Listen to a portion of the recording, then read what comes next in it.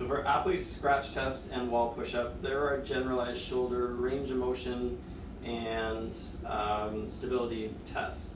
For Apley's scratch, we're going to describe it. We can even mirror it for the athlete as well. They'll tuck their thumbs inside their fingers to make a fist, and then in one smooth fluid motion, they're reaching one arm up and down the back of their head, and their other arm is reaching up their back. And the reason we have thumbs tucked inside fingers is so that they're not grabbing on their shirts and trying to crawl their way towards one another.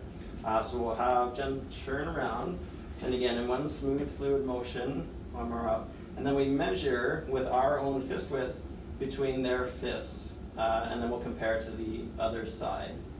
Now, we talk about how we want symmetry, and we see that there's a noticeable difference from side to side.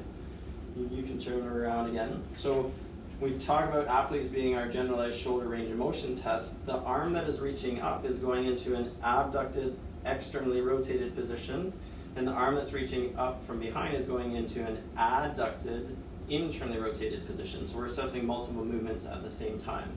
Most people tend to have a bit more abduction, external rotation in their dominant arm. So you'll tend to notice that their fists are closer together when the dominant arm is above compared to when the non-dominant arm is above.